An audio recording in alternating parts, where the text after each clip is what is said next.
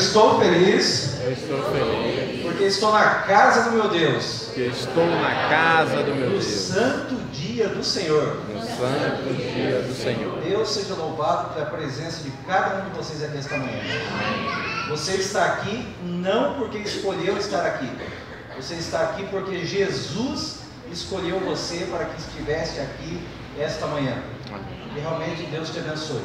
Amém. Irmãos, eu tenho a alegria de ser pastor de publicações e Espírito de Profecia aqui da Associação Paulistana.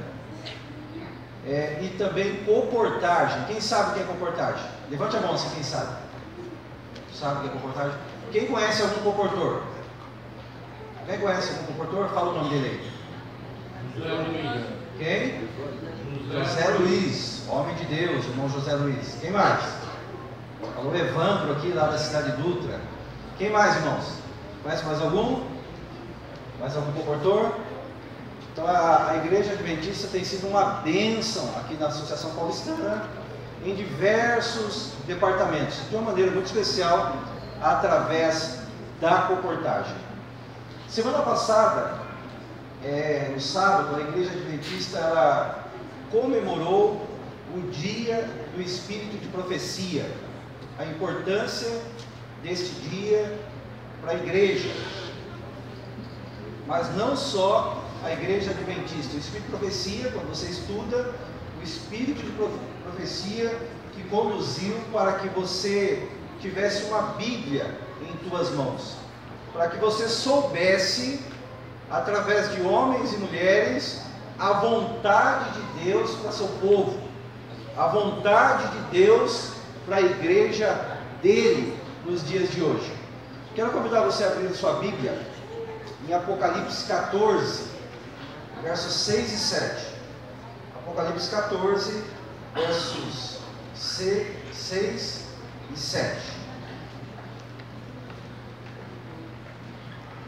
Apocalipse 14, versos 6 e verso 7. Quando você estuda as profecias do Antigo Testamento, quando você estuda o capítulo profético de Mateus 24, você de imediato você começa a imaginar como seria o fim, ou melhor, como será o fim, como será perto do fim. Quando você olha ali em Mateus 24, verso 14, você diz que este evangelho será pregado, então virá o fim. Quando você vai para o verso 24, você percebe que o inimigo de Deus, ele usa falsos profetas e até falsos cristos para enganar quem? Para enganar quem? Os escolhidos, os eleitos. Quem são os eleitos? Será que os eleitos só estão na igreja adventista do sétimo dia? Ou Deus tem sinceros em outras igrejas? Deus tem sinceros em outras igrejas, sim ou não? Sim. Na metodista, sim ou não? Sim. Na presbiteriana? Sim. Na católica? Sim. Na luterana? Tem ou não tem? Tem. Na Assembleia de Deus? Deus tem sinceros lá ou não? Tem. Deus tem sinceros em todas as igrejas. Então, em um momento em que o inimigo de Deus quer confundir as pessoas, o inimigo de Deus quer arrebanhar pessoas para a falsa adoração, Deus então, ele usa o espírito de profecia, usou através dos profetas, para conduzir o povo, para conduzir os sinceros à verdadeira adoração. Deus, ele sempre ficou atento. Deus, ele sempre foi em busca do seu povo para trazê-los à verdadeira adoração. E olha o que diz aqui. Vamos ler os 6 e o 7. Vi outro anjo voando pelo meio do céu, tendo o evangelho eterno para pregar aos que se assentam sobre a terra, e a cada nação, tribo, língua e povo. O 7. Dizendo em grande voz: temei a Deus e dai-lhe glória. pois é chegada a hora do seu, e adorai aquele que fez o céu, a terra, o mar e a fonte das águas. Vi outro anjo voando pelo meio do céu. Um anjo, ele voa pelo meio do céu, tendo um evangelho eterno para pregar. O evangelho que é pregado hoje é diferente do evangelho da Bíblia? Sim ou não? Depende. O evangelho, está escrito aqui, o evangelho eterno. O que é eterno, irmãos? O que é eterno? Tá. Então existe um evangelho do Antigo Testamento, um do Novo e um hoje? O que vocês acham? Tem vários evangelhos? Não. O que é a palavra? Um evangelho eterno. Então no fim dos tempos, esse evangelho seria pregado, mas pregado da mesma maneira ou não? Olha aqui, ó, para pregar os que se assentam sobre a terra, tá? Tribo, língua e povo, pregando o que? Está escrito aí. Olha só, o verso 7, dizendo em grande. Então, o que muda é só a ênfase. O que muda aqui é o destaque que esse evangelho tem neste momento. Agora o verso 6 e 7 de Apocalipse é um estudo profético conhecido na igreja adventista do sétimo dia como? Oi? Não, só o verso 6 e o 7. As três mensagens angélicas, elas acompanham aqui os versos posteriores. Só o verso 6 e o 7, qual estudo? A primeira mensagem angélica. Irmãos, quando o adventista do sétimo dia, ele entende a primeira mensagem. Só entendendo a primeira, ele tem a certeza e a convicção de que esta igreja é a igreja de Deus. Amém. De que esta igreja, adventista do sétimo dia, ela não foi fundada por um pastor que desentendeu com o outro e montou uma igreja.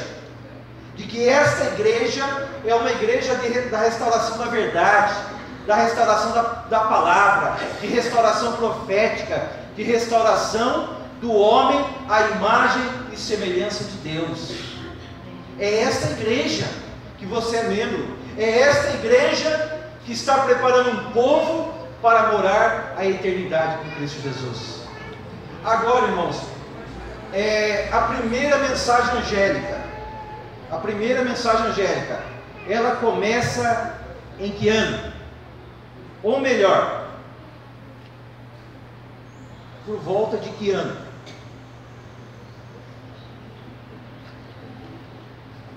Por volta de que ano? Não é 1844.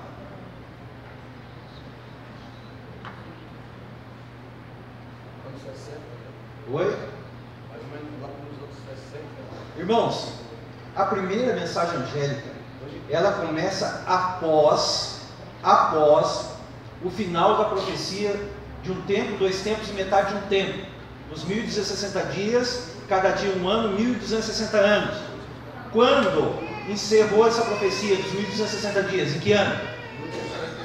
Em que ano? Não. Antes de 1844. Quando encerra essa profecia, irmãos? Quando o Papa foi preso? Quando o general Napoleão perdeu o Papa? Quando foi? 1798. Tá? Encerra a profecia dos 1260 dias. Agora, irmãos, quando começa a primeira mensagem angélica?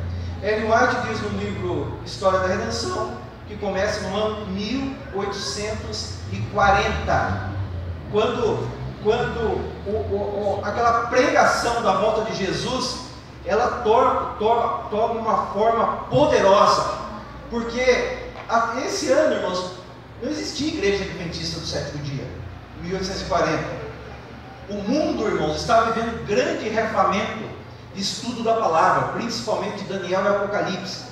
Então várias religiões estavam pregando que Jesus iria voltar em 22 de outubro de 1844, após estudar a profecia de Daniel 8,14, até 2.300 tardes e manhãs, e o santuário seria purificado. Porque eles estavam pregando que Jesus iria voltar nesta data. Por causa desta palavra aqui, irmãos, olha só, por causa de Daniel 8,14, o final da profecia dos 2300 dias, dessa palavra aqui, o verso 7, dizendo em grande voz: temei a Deus e dai-lhe glória, pois é chegada a hora do seu, eles olhavam aqui, irmãos, os sinceros queriam adorar, em espírito e em verdade, eles queriam adorar de acordo com a vontade de Deus.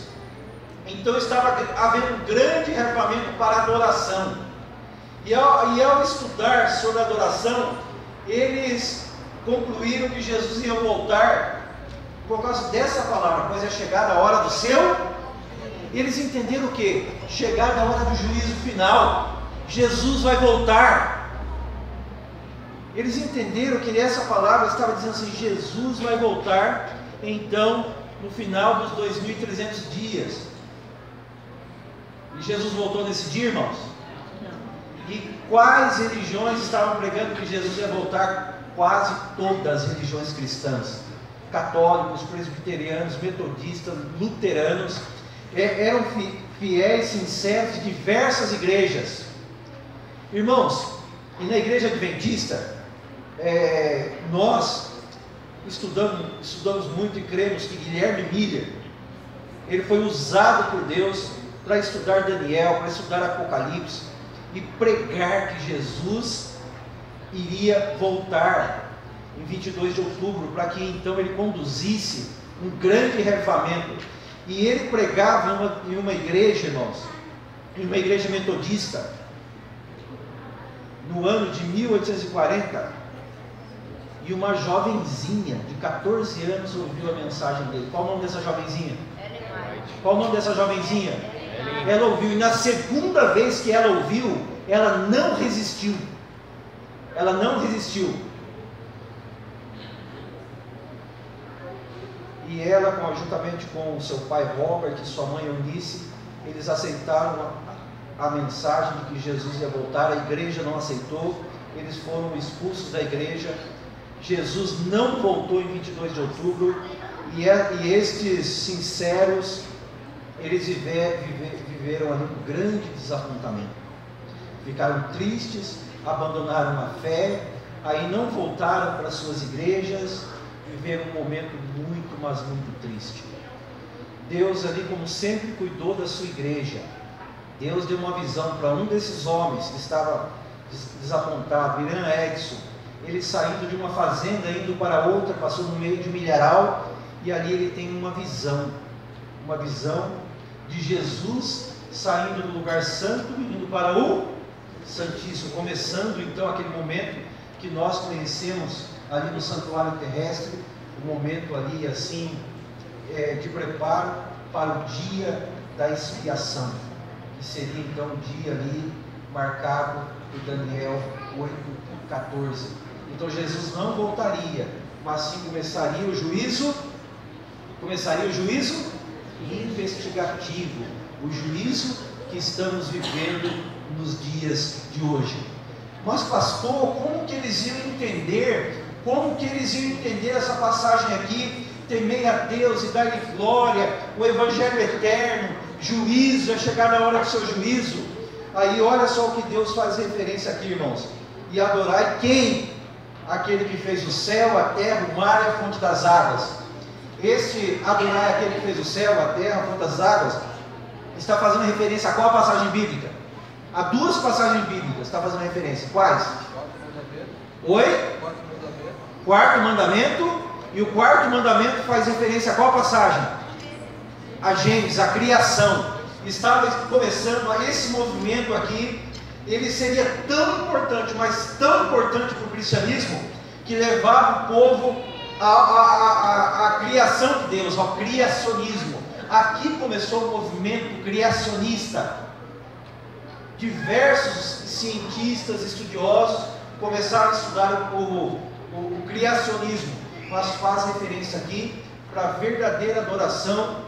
Você tem que adorar o Criador, mas quem é o Criador? Aquele que fez o quê? E nesse momento, as igrejas guardavam o sábado ou não? Guardavam o sábado ou não? Uma minoria, irmãos. Os batistas do sétimo dia, eles existiam e guardavam o sábado. Tá? Tanto é que os adventistas do sétimo dia, que foi oficializado em 1863, eles conheceram a mensagem do sábado através da irmã Raquel, que era uma batista do sétimo dia. Então, nessa primeira mensagem angélica, uma volta para os mandamentos da lei de Deus, principalmente o quarto mandamento, que fazia referência à verdadeira adoração a um Deus Criador. Mas também nessa mensagem fala de um juízo. Irmãos, e eu pergunto aos irmãos: você consegue adorar? Você consegue adorar se você consome drogas, bebida alcoólica? Você consegue adorar se você não cuida do templo do Espírito Santo? Consegue ou não? Irmãos, nessa época, os sinceros, irmãos, muitos usavam fumo, usavam bebida alcoólica, consumiam carnes imundas. Então, quando você estuda o primeiro capítulo, não vamos ter tempo aqui, eu queria até detalhar mais esse estudo para vocês, mas eu quero que você guarde aqui, de que a igreja que você está, irmãos, é uma igreja que está preparando sinceros para morar com Jesus por toda a eternidade. E começou aqui, irmãos, esse grande movimento daqueles que aguardavam a volta de Jesus e se mantiveram sinceros, entenderam a palavrinha ali, é chegada a hora do seu juízo. Então Deus, irmãos, como sempre fez, Ele levantou mais uma vez o espírito de profecia, através da profetisa Ellen White. E Ellen White, irmãos, ela começou a unir ali essas pessoas. Ela começou ali juntamente ali com Tiago White, Uriah Smith, José Bates, Irã Edson, ali ao estudo das profecias e realmente entender qual é a vontade de Deus para aqueles que são sinceros.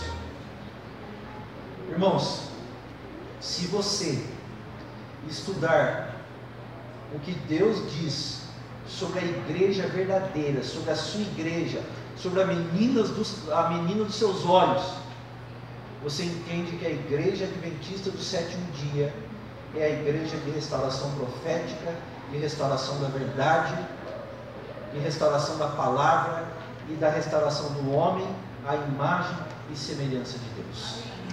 Que realmente você sinta vontade de estudar a palavra, de compreender qual é a vontade de Deus para você nos dias de hoje. Que realmente Deus te abençoe e você que se coloque nas mãos desse Deus Criador, e a cada dia Ele vai confirmar para você que você faz parte da igreja dele, do povo que vai morar com Ele. Amém. Que Deus os abençoe.